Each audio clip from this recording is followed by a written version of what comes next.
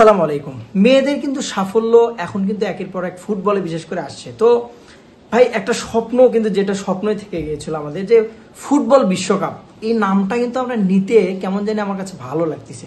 আমরা ফুটবল বিশ্বকাপে খেলবো, মানে এই যে ফুটবল বিশ্বকাপে খেলবো আমরা, এই যে সুযোগটা তৈরি, এটা কিন্তু ভাই এক মেয়েদের মাধ্যমে কিন্তু এখন পর্যন্ত সম্ভব হয়েছে। এবং যে পারফরমেন্স এশিয়া কাপে সেখানে কিন্তু চলে গেছে অলরেডি কিন্তু গ্রুপ স্টেজে, এবং সেখান থেকে কিন্তু বিশ্বকাপের হাতছানিতে বাংলাদেশ এবং ভারত।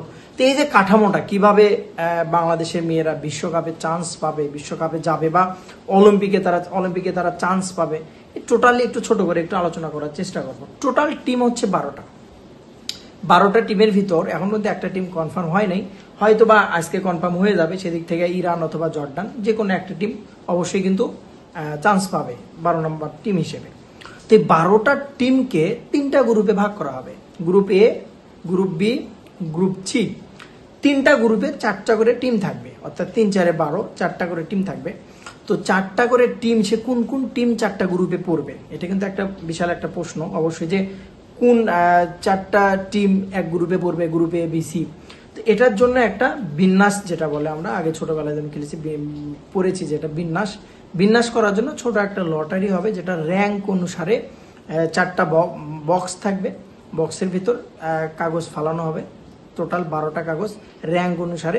যেমন র্যাঙ্ক যারা এক ধাপে গিয়ে, যদি যারা ধরেন একটু বুঝানো, সেটা 1 নম্বর র্যাঙ্কে যে আছে সে 1 নম্বর বক্সে যাবে, 2 নম্বর র্যাঙ্কে যাবে 2, এমন র্যাঙ্ক অনুসারে বিন্যাস করে 4টা বক্সে কিন্তু তাদেরকে ফালানো হবে। 4টা বক্স থেকে আস্তে আস্তে করে যেভাবে লটারি তুলতে হয়, 4টা করে টিম উঠাবে, একটা করে গ্রুপ করবে। এই হলো 3 4 12টা বিন্যাসের পরে এই যে 3 4 12টা গ্রুপ হবে।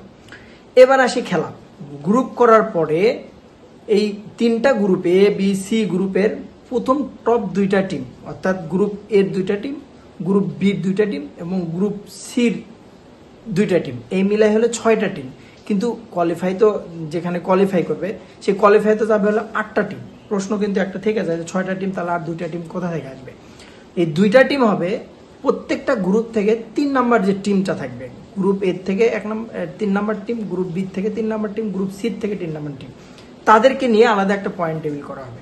পয়েন্ট টেবিল করার পরে সেখানে গোলের হিসাব বা আলাদা একটা ম্যাচ, তাদের কোনো আর ম্যাচ হবে না, গোলের হিসাব বা আলাদা পয়েন্ট টেবিল করে কিন্তু 2টা টিম নেওয়া হবে। টোটাল হবে হলে 8টা টিম। শেষে যে টিমটা থাকলো, এই টিমটা কিন্তু বাদ পড়বে। 8 নাম্বার পর্যন্ত যদি কেউ স্টেজ করতে পারে, তারা কিন্তু অলিম্পিকে চান্স পাবে। এর জন্য বাংলাদেশকে কিন্তু অবশ্যই হবে। এখানে একটা বিষয় হচ্ছে, ভালো পারফরমেন্স দিতে গেলে ভাই আপনার মন, যেটা মনের কিন্তু স্যাটিসফাই আপনি থাকতে হবে। সেই জিনিসটা যদি আপনি না থাকে, ভালো পারফরমেন্স আপনার কাছ থেকে আসবে না। তো ভালো মনের স্যাটিসফাই কি? মানুষের পয়সা।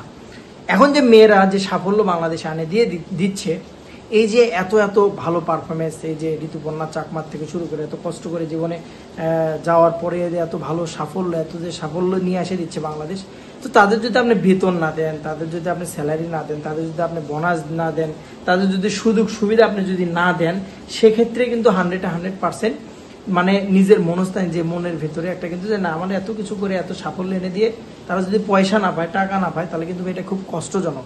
যেটা কিন্তু বাফুফেকে অবশ্যই খেয়াল রাখতে হবে। সিন্ডিকেট থেকে বেরিয়ে আসে অবশ্যই ফুটবলের প্রতি খেয়াল রাখতে হবে। বেতন বাকি 2 মাস, আপনি খেলাবেন বিশ্বকাপ, সেখানে মেয়েদের প্রিপারেশন, মনের অবস্থা কেমন হবে, এটা কিন্তু একটা বড় প্রশ্ন হয়ে দাঁড় করাবে, অবশ্যই দাঁড় করাবে আপনাকে।